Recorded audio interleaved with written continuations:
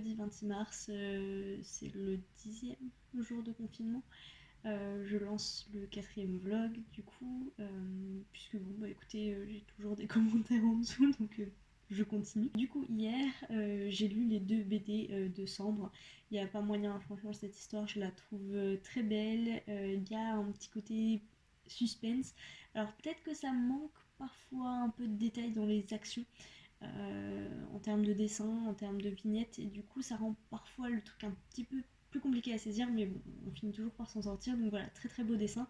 Donc j'ai fini le dernier tome de la trilogie, enfin le dernier tome de la saga principale des Cendres, et j'ai commencé Maxime et Constance. Alors je suis pas sûre que c'était le meilleur choix à faire, sachant qu'il y a Hugo et Iris et Charlotte et je ne sais plus qui. Du coup, ouais, c'était peut-être un petit peu perdu, mais j'aime toujours autant, c'est toujours aussi sympa. Par contre, en terminant le dernier tome, donc le tome 8 de la saga Décembre, j'arrive à ce gros moment de frustration où le tome 9 n'est toujours pas paru. La date annoncée, c'était en novembre dernier, je crois, et on n'a pas de nouvelles depuis. Donc, est-ce qu'il paraîtra un jour? Si vous avez des informations, n'hésitez pas à me les donner. J'ai commencé il est grand temps de rallumer les étoiles, et en fait ça se lit super vite parce que j'ai déjà lu 120 pages, donc je pense que peut-être je l'aurai terminé d'ici d'ici samedi, peut-être même avant. Puisque demain après-midi je suis en congé. Sinon j'ai mis le vlog numéro 3 en ligne là tout juste, donc je vais quand même profiter du fait d'être sur YouTube pour répondre à vos commentaires sous le dernier vlog parce que je l'ai toujours pas fait. Honte à moi. On a parlé un petit peu cuisine sous le premier vlog, mais par rapport au deuxième, je vous en avais montré un peu plus, un peu moins dans le troisième malheureusement. Mais en tout cas, vous n'hésitez pas à me donner des recettes de confinement, des choses un peu sympas et un peu simples à faire. Je crois qu'on a prévu de faire un gratin, c'est les idées marmitons qui surgissent comme ça, un gratin chèvre chorizo. Voilà, et je sais que j'arrête pas de vous répéter que je vais faire des lasagnes épinards ricotta, que je n'ai toujours pas faites. La raison étant que finalement c'est ce qui se conserve le mieux. Voilà, j'espère que votre semaine se passe bien, que tout va bien de votre côté, que ce confinement n'est pas trop dur à supporter. Et puis j'espère que aucun d'entre vous n'est malade, hein, et que vous avez réussi à trouver du coup votre nouveau rythme. Je vais vous laisser là-dessus parce qu'il est presque 18h. Je vais lire encore un petit peu, profiter des rayons de soleil et du soleil qui se couche, et puis je vais attaquer tout bientôt ma séance de sport parce que j'ai tenu les premiers jours, enfin toute la fin de la semaine dernière j'ai bien tenu, mais cette semaine pas moyen de me motiver pour le sport, donc faut que je me remotive, voilà.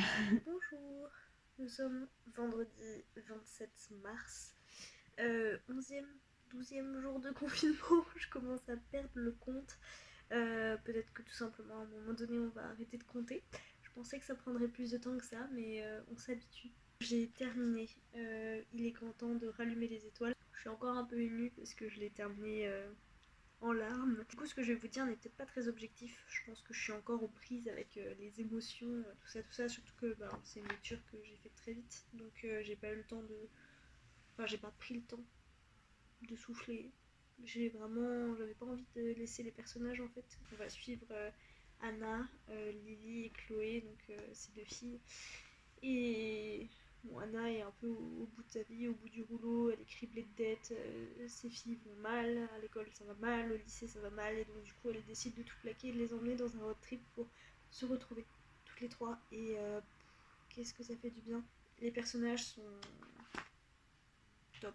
Voilà, je les ai trouvés hyper réalistes. Alors, celle avec laquelle j'ai eu un petit peu plus de mal à accrocher, c'est Lily. Par contre, Chloé et sa mère, j'ai eu une très forte identification. Pas sur toute la ligne, hein, mais à plusieurs reprises, je me suis reconnue en fait dans ces personnages. Chloé qui est hypersensible, elle le dit. Alors je ne sais pas comment on peut diagnostiquer exactement l'hypersensibilité, je me suis pas trop attardée sur la question, mais voilà. Je vous en reparlerai je pense dans une présentation. Euh, Avec le confinement, ça va être compliqué de vous préparer des présentations. Je sais pas exactement comment je vais faire. Peut-être que je vais essayer de les tourner via la webcam de mon ordinateur. Bref, parce que sinon, si le confinement continue, l'idée c'est quand même que je lise, et que si je vous fais pas un retour de mes lectures, j'ai peur de pas le faire du tout, ce qui s'est un peu produit d'ailleurs avec La vie secrète des écrivains et L'archipel du chien de Musso et Philippe Claudel. Et ce qui est en train de se passer avec le troisième tome des Puissants et Delius. Delius, voilà. Donc le souci c'est que quand ça commence à faire longtemps, petit à petit les...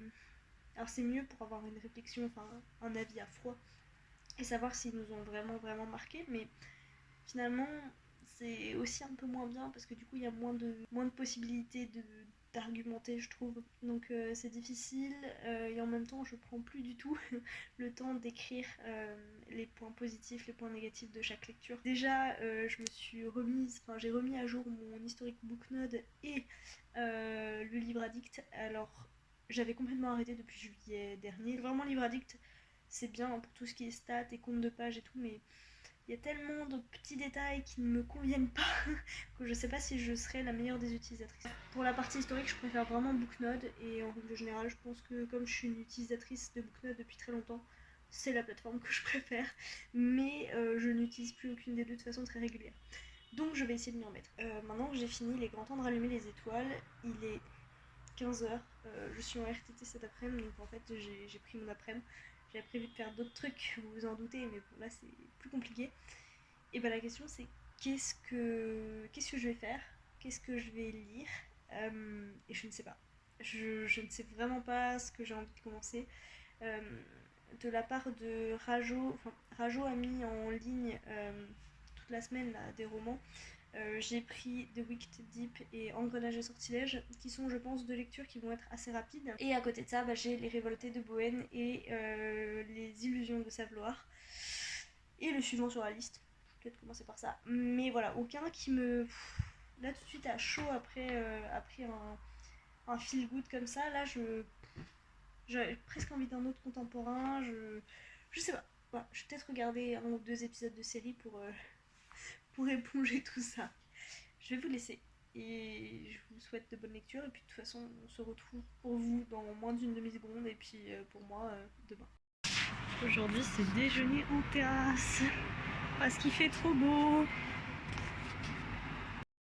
Bon, je vous avoue que je m'en veux parce que en fait j'ai finalement fait les lasagnes aux épinards dont je vous parle depuis le tout début et j'ai complètement oublié de vous prendre des images, donc à la place... Voilà. À la place, vous me voyez essayer de pétrir mon pain à une seule main. Voilà. Voilà. Je reviens vous parler en fin de journée. Promis. Bonjour à tous. Me revoilà. Vous m'avez vu passer du coup tout à l'heure rapidement pour le déjeuner et pour le pétrissage du pain. D'ailleurs, j'ai encore des restes de farine sous les ongles. Nous sommes le samedi 28 mars 2020 et donc c'est le 12e jour de confinement peut-être. Je vous disais hier que je savais pas trop quoi choisir comme lecture pour suivre Il est grand temps de rallumer les étoiles, roman qui m'a beaucoup touchée. Je voulais pas, si vous voulez, retourner sur de la fantaisie pure et dure d'un coup d'un seul, et donc du coup m'attaquer aux révoltés de Bohème maintenant, ou alors aux illusions de Saveloire, ça me paraissait un peu trop compliqué. Du coup, je me suis dit que c'était peut-être le moment de lire le suivant sur la liste, choisi donc par mon copain dans le cadre du Spring Flower Challenge modifié par rapport à ma palle originale. Et en fait, j'avais le document pris sur NetGalley, le document protégé, et j'ai pas réussi à l'ouvrir pour le mettre sur ma Kindle. Bref, donc du coup, je ne l'ai pas finalement. Donc je ne ferai pas cette lecture maintenant. Et je me suis dit, comment rebasculer un petit peu dans la fantaisie, mais avec quelque chose de poétique, alors certes d'un peu lourd, mais au moins d'émouvant aussi. Je savais que je pouvais me tourner vers Vincent Tassi, qui était du coup le choix bis de mon copain, donc ça tombait plutôt bien. Je pensais que dans le cadre du PLIB, on avait Je pensais qu'on avait reçu l'e-book dans le cadre du PLIB 2020, et en fait non. Mais pas de panique, puisque les éditions du Chat Noir, en période de confinement, jusque début mai, proposent leurs e-books à 1,99€. Pour le précédent de Vincent Tassi que j'ai lu, et là tout de suite j'ai un trou et je vous dirai une bêtise si je voulais vous dire le titre, ce qui est très bête, mais bref, peut-être que je vous mettrai la couverture au montage. J'avais préféré l'avoir en format papier parce qu'il était magnifique et que bon bah moi je préfère toujours les formats papier. Donc ce que je pense faire, c'est que si celui-ci me plaît autant, c'est Loin de lui le soleil, je ferai une commande de livres papier chez eux. C'est une petite maison d'édition. Franchement, ils font des ouvrages vraiment de qualité. On a pu le voir avec le dernier, enfin Céline Chevet, pas le dernier, puisque du coup il y en a un qui devait sortir pendant le confinement, mais celui d'avant qui a gagné le PLIB 2019.